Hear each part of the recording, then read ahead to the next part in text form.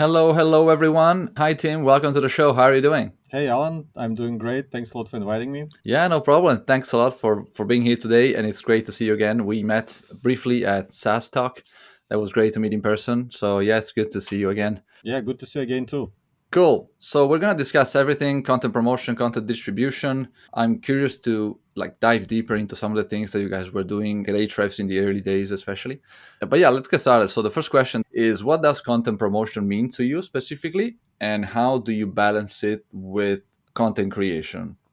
Great question. Thank you. I think I have a good story which kind of explains the way I look at promotion versus content creation. So basically back in my DJ days, because before tapping into the world of internet marketing, I used to be a DJ in one of the clubs in Ukraine. And I don't remember what was the occasion. Was it a Valentine's Day or was it a Women's Day? But we wanted to host like a big party, and we wanted to promote that party in our town. So what our art director at the time suggested is that we rent a truck and we put a DJ booth on the truck with a couple big speakers, and we print a bunch of big banners, and we have a bunch of dancers on the truck, and we basically ride the truck around the town to announce that today there would be a big party in our club, and like everyone is invited and it would be very fun and blah blah blah, or like what kind of drinks would be, some kind of offer basically. So I vividly remember how we were having a meeting to discuss what we need, what kind of banners do we want to print, what kind of sound system we want to install on the truck and everything.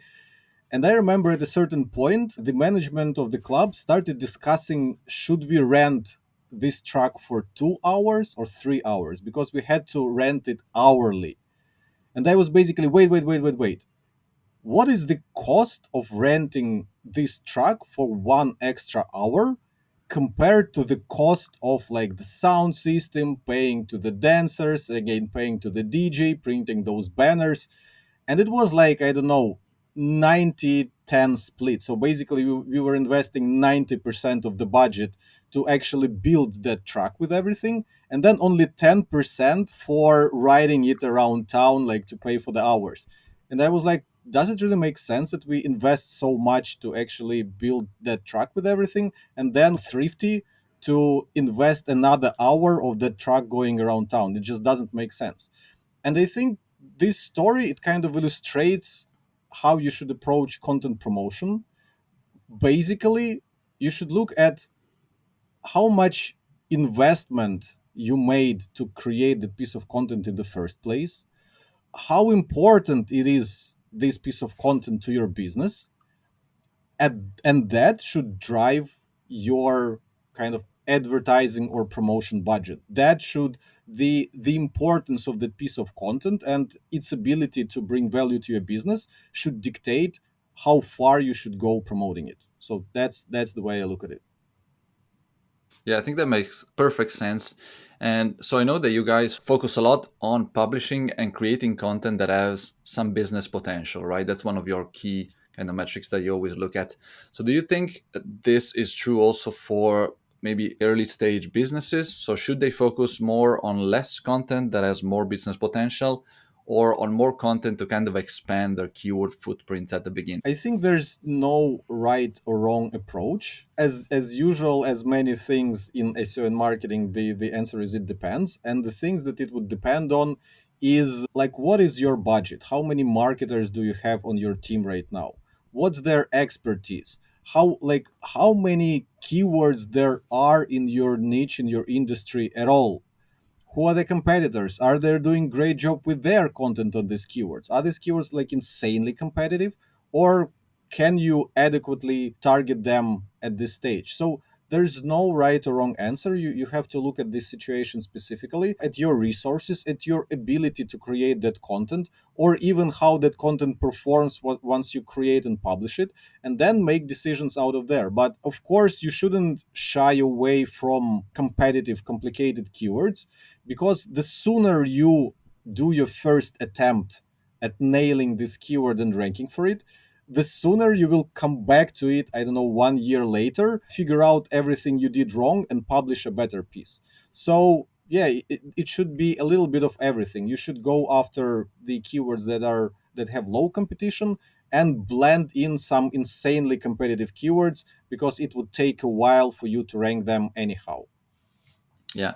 Yeah, I typically see a lot of clients that think they should only focus on maybe promoting their main landing pages or the homepage to increase the domain rate, because then they think that just by doing that they will be able to rank the higher competition keywords, but that's not usually how it works, right? So you should definitely focus on actually publishing content and promoting that content that's targeting the difficult keywords at the same time together with the rest. So you guys have a very cool kind of a data study that I always refer to. It's from a couple of years ago, and you also updated it, I think, in 2020, the last time. It's an article that says how 91% of the content essentially doesn't get traffic from Google. And the main three reasons, if I recall correctly, number one is the content doesn't have backlinks. Number two, the content is targeting keywords that don't have search traffic potential. And number three is the content it doesn't match the search intent, right? So do you think this is still the case in 2023? Do you think the backlinks are still so important, or people should maybe look at the content promotion in a more holistic way? So see what the competition is doing, see what channels they're using, and not focus too strictly just on backlinks. Yeah, I definitely think that people should look at content promotion in a more holistic way in the first place. And again, back to my story, if you cannot justify promoting a piece of content, investing your money or effort there, how did you justify all the effort in creating that piece of content in the first place? Like, why did you publish an article if you cannot justify an investment of, I don't know, $100 in Facebook ads so that a few relevant people would read it? That's the question. So yeah, content promotion, you should look at it holistically 100%. But if you want to rank well, obviously you need the backlink. The thing is, those backlinks don't necessarily need to be targeting at the exact page, because you might also get away with internal backlinks if this is an important page on your website. And for example, it is so important that you can put a link to this page on your homepage. Homepage is usually the strongest page of your website.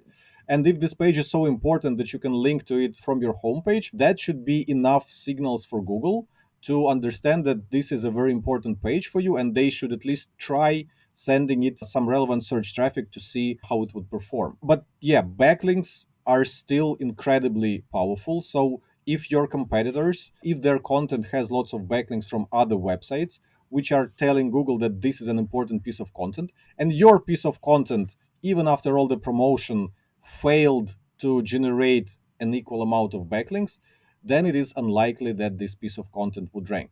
However, at the same time, search engines, they have this challenge of kind of refreshing the information that they give to people, because if the same pages keep ranking at the top, then these same pages would keep getting backlinks, because these are the pages that get traffic, get attention. So these are the only ones that would get backlinks. So this is why search engines have to kind of give chance to new pages on the same topic, but they have to first figure out that those new pages are actually bringing something extra to the table, that this is something, some different perspective or better perspective or anything like that. So yeah, holistic way, 100%. There's so many things at play. Backlinks are important, of course, but so as important to create something new and not just rewrite what is already ranking. And if you promote content, you need to understand what kind of value that content brings to your business so that it would justify investing money there.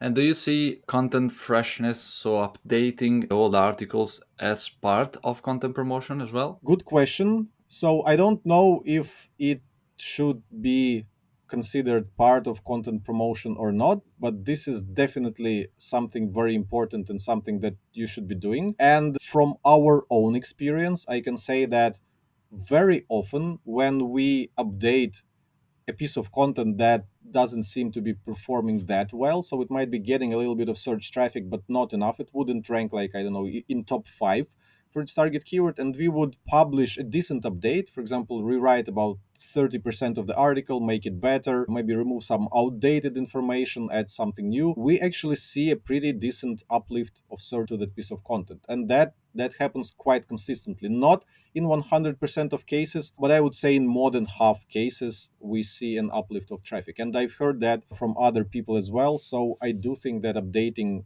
your content is very important and is very effective in terms of making it rank better. Also, going back to the content creation versus promotion kind of balance, I think the content upgrades is a nice 80-20 kind of activity that allows you to do more with the existing content that you already have. Do you guys have a specific process that you follow to update pages? This is a very good question. We struggled with it for a while because in all those years that we were blogging and creating content for our company, we have accrued quite a collection. And I tried asking a couple times our head of content, can you do the so-called content audit and see where the opportunity is, what kind of articles we can update to give us a boost, what are the low-hanging fruits? And he never got to doing it. And eventually when I tried looking into it myself, I quickly understood why. Because when you have over 500 articles, it's just impossible to keep in mind that amount of data, of information, and be able to make decisions. Even if you try to kind of go through every article and like put some metrics there, like what's the current search traffic, what's the maximum search traffic we can get, how would you grade the difficulty of updating this article? Is it like a full rewrite, is it partial rewrite, blah blah blah blah blah blah, what's the business potential, blah blah blah, who can do it, because we have a bunch of writers. It is just too much doing this for 500 articles, just trying to mark them before you are able to come up with a single metric and just sort them all by this one single metric, like called opportunity or something. It's just yeah, it's impossible to do this. So what we did is we simply delegated it a level lower. So instead of delegating it to the head of content, we delegated this to the writers themselves. So even though we have like about 500 articles on our blog, each individual author has less than 100 of them, usually around 50 or even less, depending on how long that writer has been with the company. Plus, each writer has knows their content very well. So when Joshua is looking at the content of other people, it is very hard for him to like open every article, scroll through it, identify what's wrong with it. But for the authors themselves, they can quickly see what can be improved by just skimming article real fast. So we delegated this a level lower and we implemented this process for our quarterly performance reviews.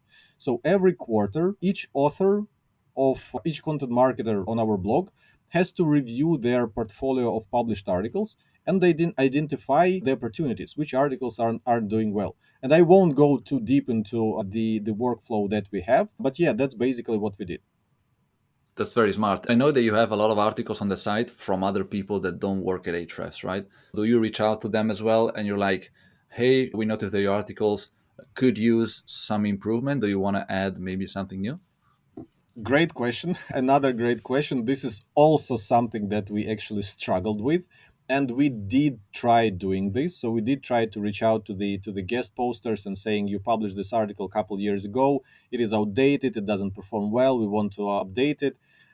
It is very hard to make people update something they wrote 2 years ago. Some of these people moved on. Some of these people don't have time. Some of these people say, yeah, of course I'm interested, but then they don't deliver for months and months.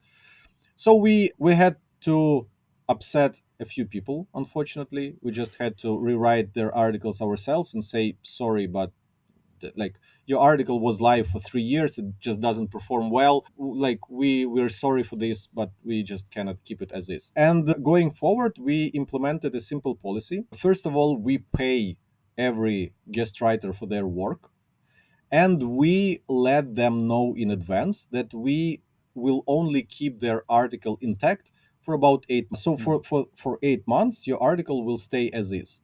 After 8 months, we are free to do anything we want with this article. So basically, with those two rules and letting know the guest authors in advance of this, we solve this problem. So we no longer have to confirm with them if we can make changes or anything like that. We can just go ahead and rewrite the whole thing and put a different author on it. Yeah, it would depend on like how big is the update. If you want to change a few things here and there, we would retain their authorship if like 80% of article didn't change. But if we end up rewriting even half of it, we just change the author and that's it.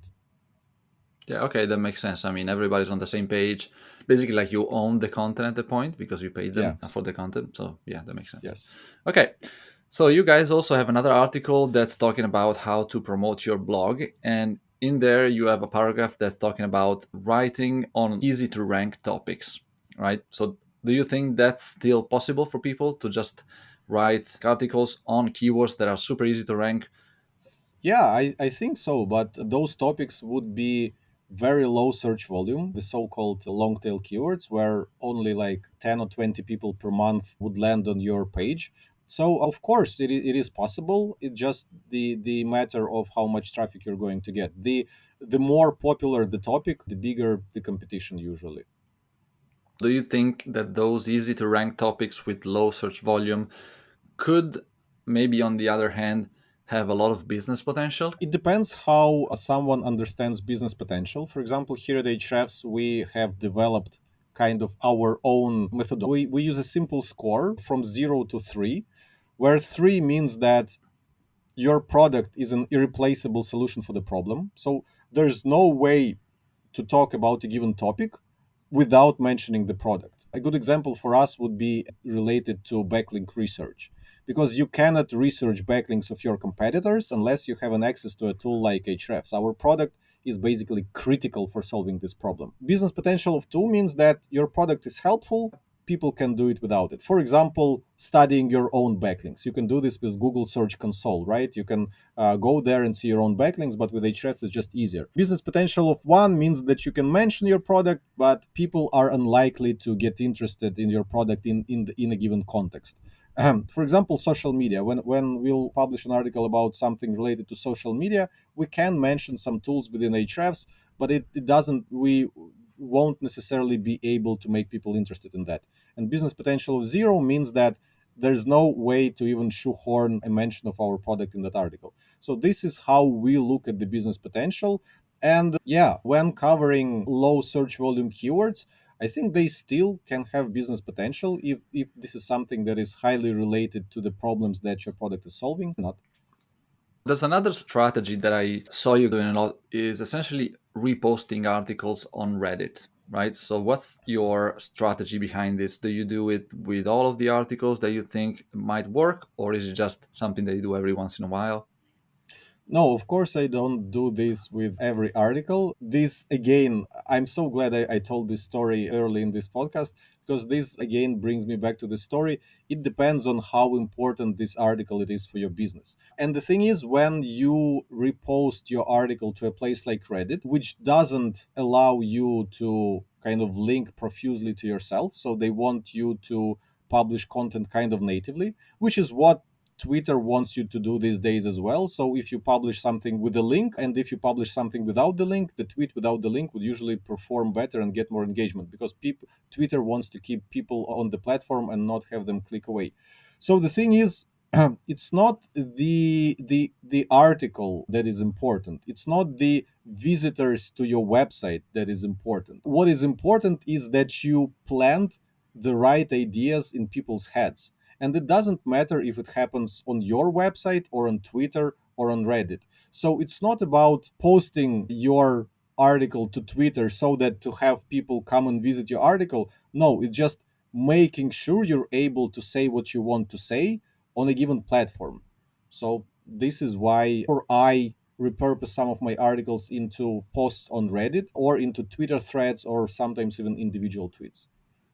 Yeah, so essentially the idea is to go out and find people where they are, basically where they're hanging out, right? Plus, it's not content promotion, it's idea promotion, because content promotion makes it look like you're only posting on Reddit so that people would come and visit your article. But no, you want to promote the actual idea. If there's a cool use case of your product and you can blend it into a good story, why do you need to people to read that story on your website when you can go and tell that story on Reddit?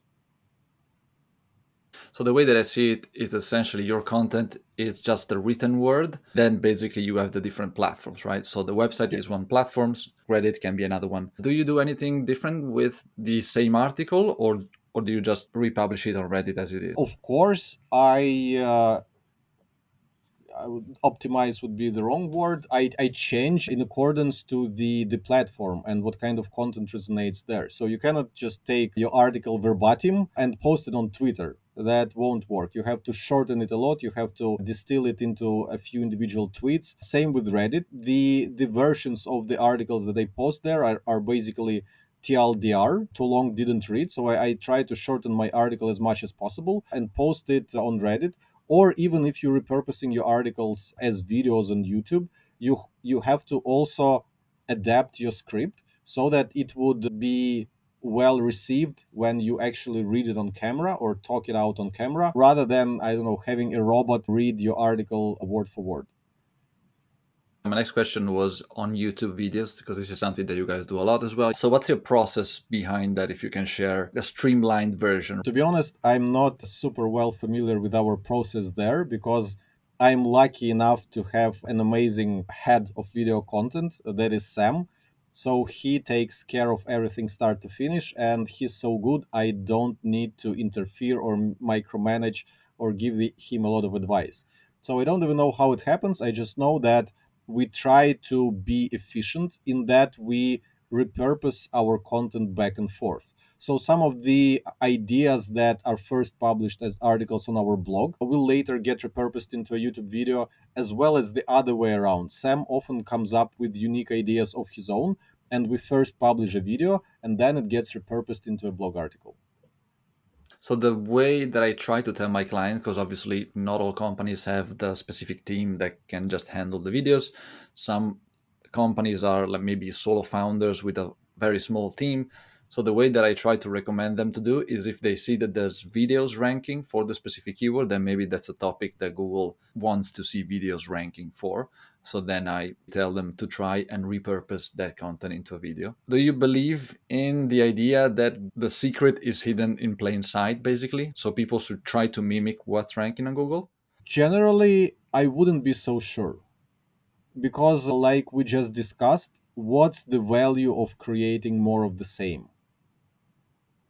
So I would imagine that Google wants to show people what people want. So if you can create a piece of content that would be drastically different from everything that is already ranking, but people would click it and people would like it, then Google will keep it.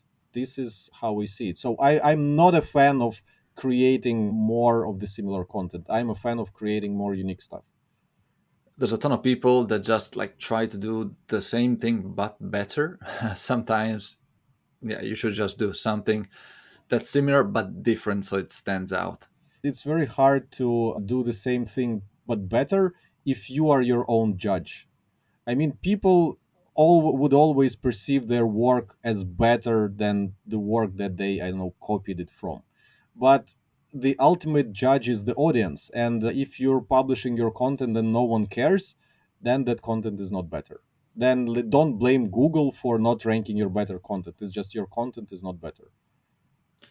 Yeah, I mean, at the end of the day, it's the people gonna tell what they like by clicking on the pages that they like the most. This is also why I'm not a huge fan nowadays of the skyscraper method, because by now everybody is doing the same thing, just reaching out to the website and be like, hey, can you link to me because my article is better? We have more graphics than the other guys, you know. You mentioned that nowadays you don't do a lot of proactive promotion in the Ahrefs, right? So you have a well-established brand, people know you, people link to you naturally.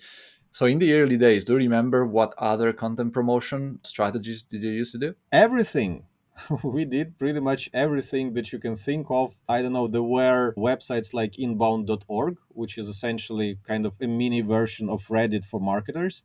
And lots of people were using that for content discovery. Outreach, basically reaching out to people and telling them about a piece of content, especially if you mention them in this piece of content. If you mention their work and letting them know about this. Advertising, of course, doing advertising, even maybe partnering with other people where you would I don't know, do newsletter swaps. Someone would write about your content in their newsletter, and you would mention them in your newsletter.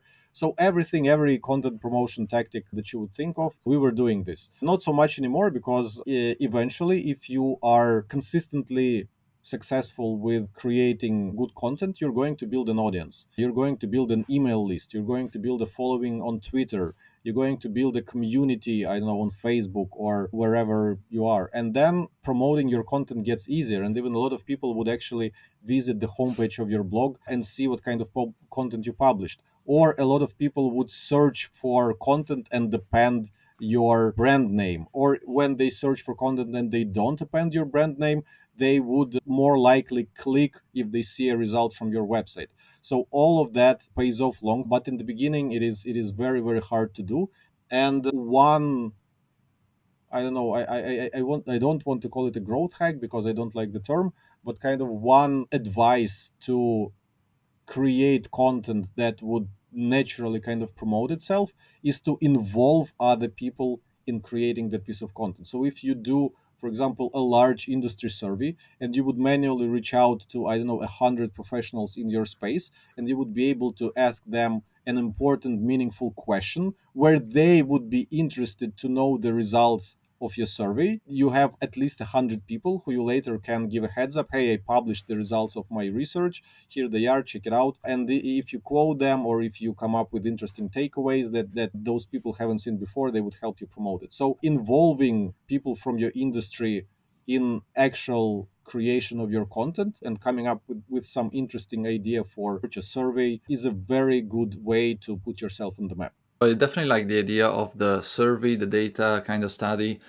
involving other people. I think that makes sense if you have a specific angle or a story that you want to tell.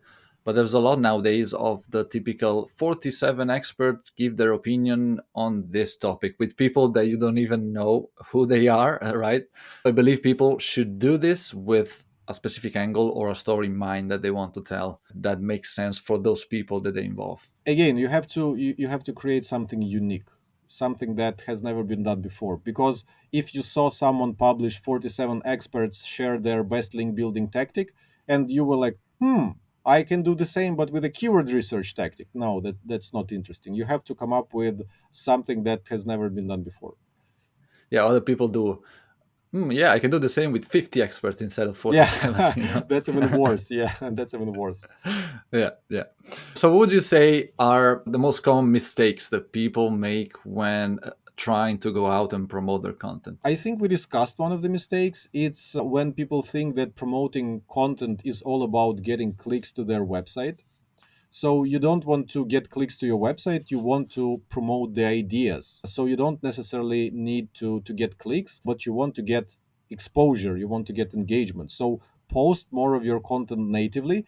And as long as you're talking about the important things that you want people to know, you don't need people to visit your website. This is the first mistake that I see people do. The second mistake is a very popular one, is that people overestimate how good their content is. So this is something we just discussed. So everyone thinks that their skyscraper is taller.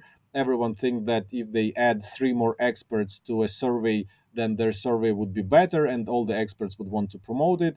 So if your content doesn't resonate with people, then it's you. Then your content is not good enough. And that's actually natural.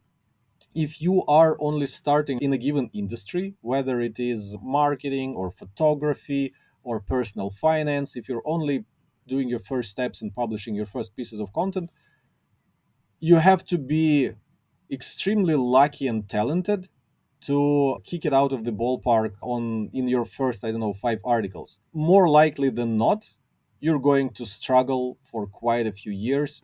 You're going to have many failed attempts. For example, I'm kind of confidently talking about our ability to produce great articles, but I myself have been doing this for 15 years.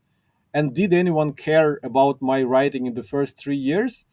Nah, not really. So there's no way to just hack the system. It's not about content promotion. It's about your ideas in the first place. If your ideas are not worth it, no amount of content promotion will save it. And to get good ideas, you have to work. You have to produce ideas consistently, produce, and then I have a nice quote. I think it's even somewhere in my notes where I can see it. Yeah, Mozart had 600 musical compositions.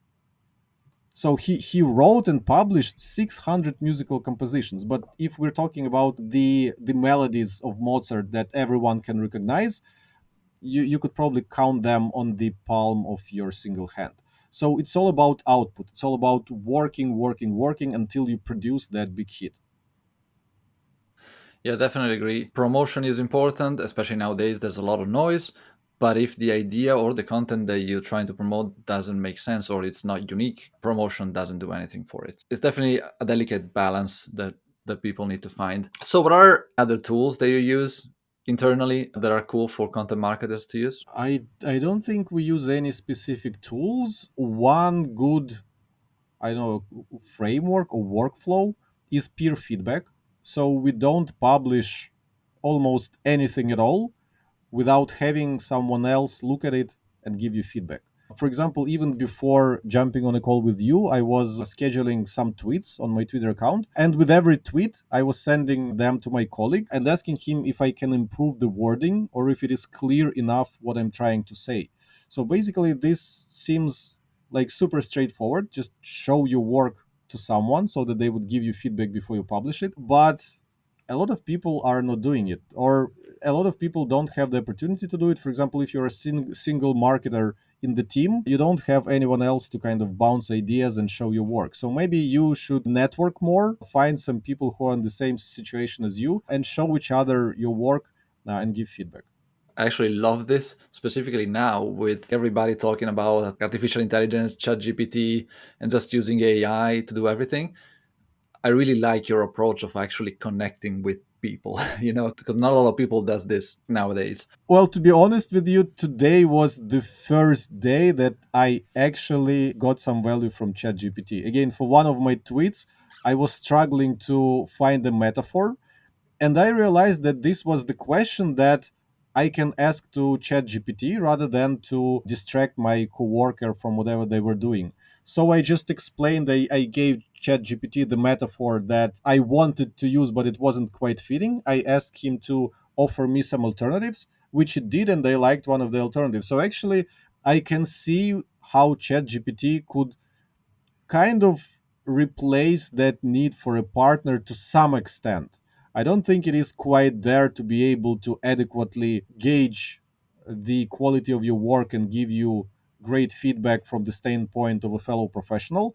But if you are struggling with any particular piece of your content, then probably it can help you quite a bit. Yeah, I think it has its place specifically for things where there's no way for you to know everything on a given topic or on something that is more of a creative kind of aspect that you might not know about. It can definitely be helpful. But yeah, going back to the point, I like the fact of actually trying to connect with people if you don't disturb them and if they have the time, of course. And if it's mutually beneficial, if you can be as useful for them as they're useful to you. So don't just harass people and don't give anything back in return.